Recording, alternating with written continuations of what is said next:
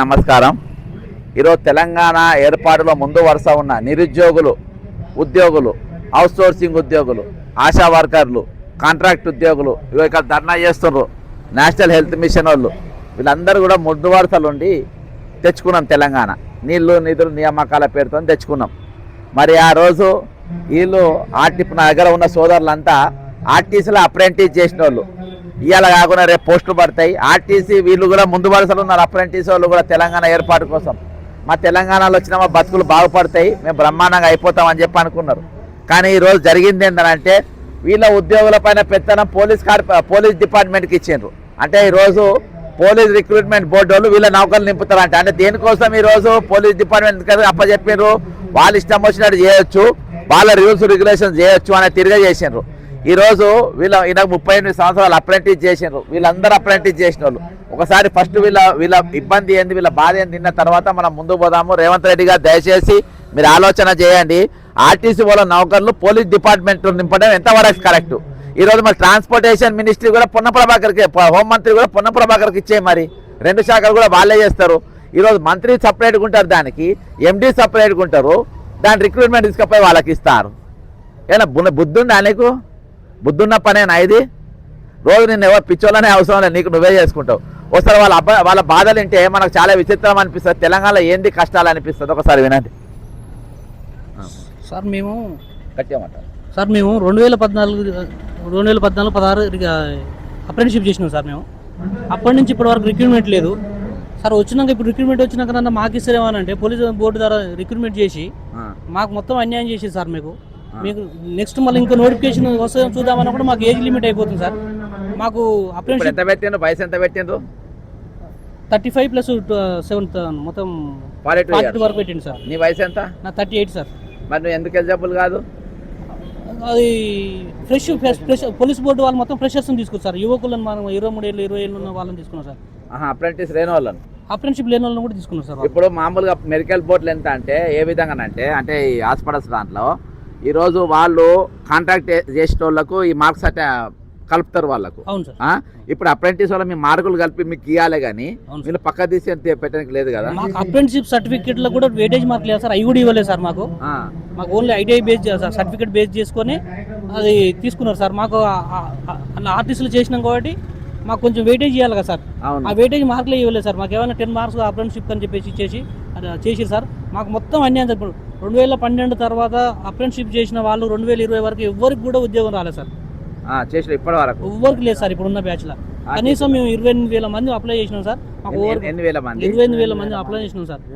Apprentice చేసిన వాళ్ళు 28,000 మంది. అవునవును సార్. ఎన్ని పోస్టులు ఉన్నాయి? 743 పోస్టులకి 743 పోస్టులకి 28,000 మంది అప్లై చేసినాం. ఓన్లీ శ్రామికు. మీది ఏ జిల్లా? నల్గొండ జిల్లా. మీది నల్గొండ జిల్లా సార్. మీది ఏ జిల్లా? ఒక నల్గొండకి ఎంత మంది ఉన్నారు? 28,000 మంది అప్లై చేసినాం మొత్తం స్టేట్ వైజ్ గా. టోటల్ గా 28,000 మంది అప్లై చేసినట్ట. ఎన్ని పోస్టులు ఉన్నాయి? 743 పోస్టులు. 743,000కు 28,000 మంది అప్లై చేసిండ్రు. అందులో వెయిటేజ్ మార్కులు మీరు ఇవ్వలేదు. అంటే అప్రెంటిస్ చేసిన వెయిటేజ్ మార్కులు పెంచాలి, వయోపరిమితికి అవకాశం ఇవ్వాలి. ఇవేవి ఇవ్వకుండా మీరు ఇష్టానుసారం ఎవరు ఎంతవరకు కరెక్టు? కాబట్టి ఈరోజు నేను ప్రభుత్వానికి విజ్ఞప్తి చేసేది ఏంటంటే ఈరోజు వీళ్ళ సపరేట్గానే పెట్టండి, లేకుంటే ఆర్టీసీ నామ్స్ ప్రకారం పెట్టండి. ఈరోజు వీళ్ళు అప్రెంటిస్ చేసిన వాళ్ళు వెయిటేజ్ మార్కులు ఇవ్వండి. అంతేకాకుండా ఈరోజు వీళ్ళ వయోపరిమితి 42 సంవత్సరాలు పెంచాలి.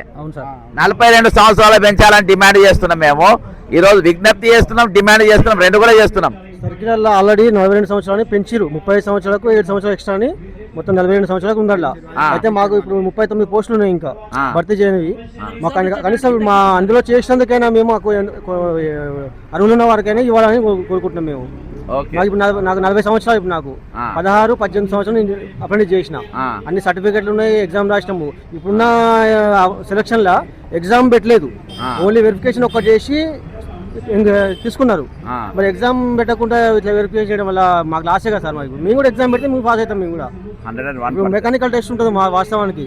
మెకానికల్ టెస్ట్ ఏం లేదు, ఓన్లీ డైరెక్ట్ మన ఎంక్వైరీ తోటి పంపించేసి మమ్మల్ని ఇక సర్టిఫికేట్లు వెరిఫికేషన్ తోటి. ఎలిజిబుల్ లేరని చెప్పేసి 169 పోస్టులు ఓరికి సెలెక్ట్ కావాలని చెప్పి 69 పోస్టులు పక్కకు పెట్టారు సార్. ఇంకా 69 పోస్టులు అంటే వాళ్ళకే లాభం. వీళ్ళు వాళ్ళు ఇందులో 28,000 మందిలో ఎవరు కూడా ఎలిజిబుల్ కారట దానికి. ఎవరు ఎలిజిబుల్ కారని పెట్టేశారు. దీనికి సరిపోను వీళ్ళు లేరు, దీనికి అన్ఫిట్ అని చెప్పేసి పోస్ట్ మిగిలిన ఓకే, ఇప్పుడు మరి కోర్టులో ఏమైంది? మీరు కోర్టులో ఎందుకు ఇవ్వలే? కోర్టు కూడా వేసినాం సార్. ఇప్పుడు కోర్టు సరే, మరి ఒక పెద్ద ప్రజాోద్యమం చేద్దాము. ముఖ్యంగా ముఖ్యమంత్రి రేవంత్ రెడ్డి గారికి ఈ 2-3 రోజులలో మనం ఒక రీప్రజెంటేషన్ ఇద్దాం.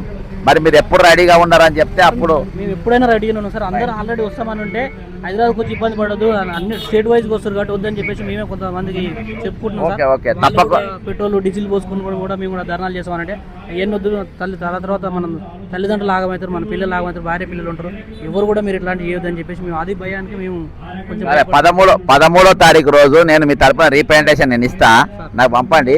14వ తారీఖు క్యాబినెట్ మీటింగ్ ఉంది. 14వ తారీఖు రాష్ట్ర వ్యాప్తంగా ఉన్న వాళ్ళు మీరు అందరూ కూడా మాట్లాడండి. చిన్న విషయం సార్, 2017-19 బ్యాచ్ మాది. గత 6 సంవత్సరాల నుంచి అదే డిపోలా, నల్గొండ డిపోలా అవుట్ సోర్సింగ్గా పనిచేస్తున్నాం. ఇప్పటికి కూడా మాకు కూడా ఇలాంటి అవకాశం లేదు. రిజర్వేషన్ క్యాండిడేట్ని ఏజ్ 36 ఉంది ఇప్పుడు ప్రజెంట్. మాకు కూడా ఆ రూల్ లేదు, అనరూల్గా ఇచ్చేసారు. మాకు అవకాశం లేకుండా ప్రజెంట్ ఇప్పుడు కూడా అలానే చేస్తున్నాం. నల్గొండ డిపోలో అవుట్ సోర్సింగ్ కింద అప్రెంటిస్ అయిపోయి ఇప్పుడు జీతాలు బరాబర్ వస్తలేవు కదా? బరాబర్ వస్తారు, రాకుండా కూడా అది నమ్ముకొని బతున్నాం. ఉద్యోగం వస్తే మాకు అవకాశం ఆర్టీసీ అవుట్ సోర్సింగ్ కింద కూడా చేస్తూనే ఉంటున్నాం. ఉద్యోగ అవకాశం రావాలని నోటిఫికేషన్ వస్తానే. తప్పకుండా బ్రదర్, ఎల్లుండి 13వ తారీఖు రోజు సీఎంకి రీప్రజెంటేషన్ ఇస్తాము. క్యాబినెట్ రోజు చర్చకు వచ్చేటట్టు మనం మాట్లాడదాము. మీరు 14వ తారీఖు 14వ తారీఖు రోజు రాష్ట్ర వ్యాప్తంగా ఉన్న వాళ్ళు మీరు అందరూ కూడా హైదరాబాద్కి వచ్చే ప్రయత్నం చేయండి. ఆ రోజు క్యాబినెట్ మీటింగ్ ఉంది, మన గురించి చర్చ జరుగుతుంది. ఓకేనా? Right, okay. జై తెలంగాణ, అమరవీరులకు జోహార్లు, మరియు మేరా భారత్ మహానే. రైట్.